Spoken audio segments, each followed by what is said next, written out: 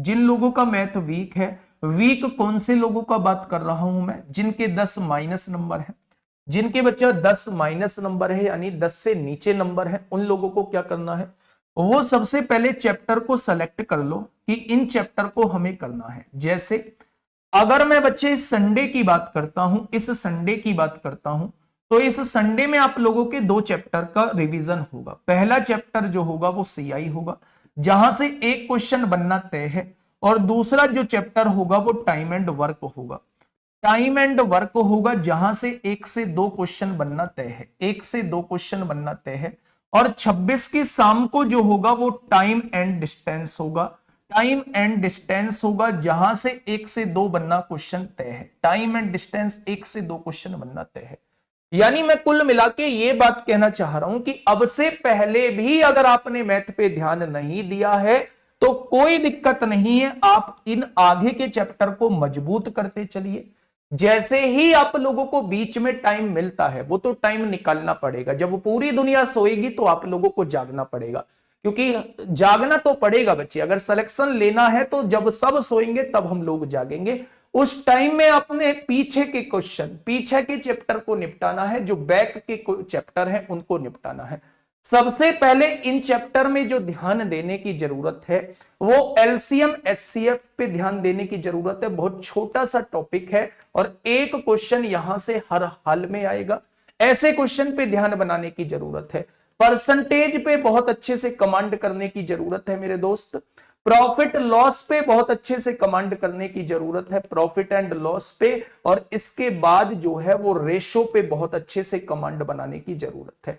आप सबसे पहले बैक में इन चैप्टर्स को निपटाइए, और जब ये चैप्टर्स हो जाएं बच्चे तब और चैप्टर के बारे में थोड़ा सा सोचिए। इसके आगे मेंसुरेशन आप लोगों की क्लास में चल रही है, मेंसुरेशन का बुक सॉल्यूशन अभी मैं भी कराऊंगा दोस्त।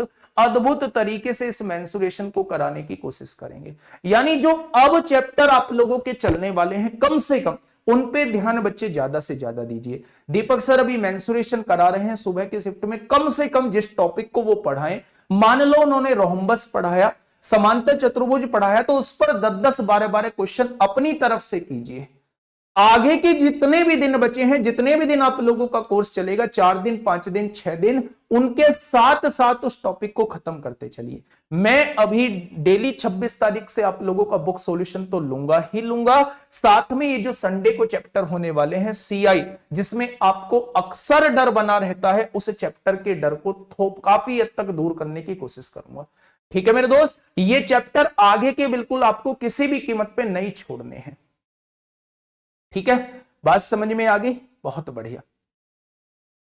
चलो आज के लिए इतना ही। मन लगा के पढ़िए बच्चे, बिल्कुल भी आप लोगों को परेशान होने की जरूरत नहीं है, बिल्कुल भी ये सोचने की जरूरत नहीं है कि मैथ के बिना कैसे सिलेक्शन लिया जाए। बिल्कुल भी ये नहीं करना है भाई मैथ ना करूं तो मैं 60 क्वेश्चन में से कैसे नंबर ला सकता हूं। बच्चा पॉसिबल ही नहीं है।